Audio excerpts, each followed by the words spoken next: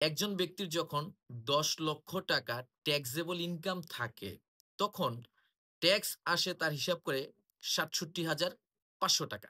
এই ৬৭,৫০০ টাকা পুরোটাই কিন্তু তাকে ট্যাক্স হিসাবে পে করতে হয় না, যদি সে নির্দিষ্ট কিছু জায়গায় ইনভেস্ট করে।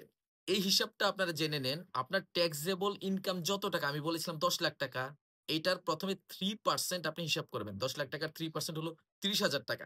মানে আপনি ৩০,০০০ টাকা ট্যাক্স কম দিতে পারবেন যদি ইনভেস্ট করেন। কোথায় কত টাকা সেটা বলছি।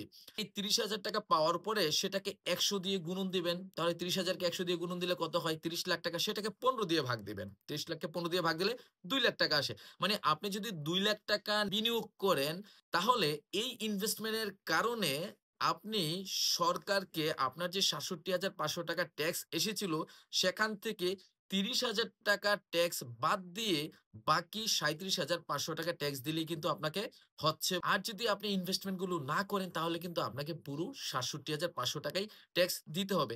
এখানে নিয়মটাই এরকম যে আপনি যত টাকা আপনার ট্যাক্সেবল ইনকাম থাকে তার ৩% অথবা আপনি যত টাকা এই নির্দিষ্ট জায়গাগুলোতে বিনিয়োগ করেন তার ১৫% অথবা ১০ লাখ টাকা। এই ৩ টার মধ্যে যেই অ্যামাউন্টটা সর্বনিম্ন সেটা আপনি ট্যাক্স বেনিফিট হিসাবে প্রাপ্য হবেন।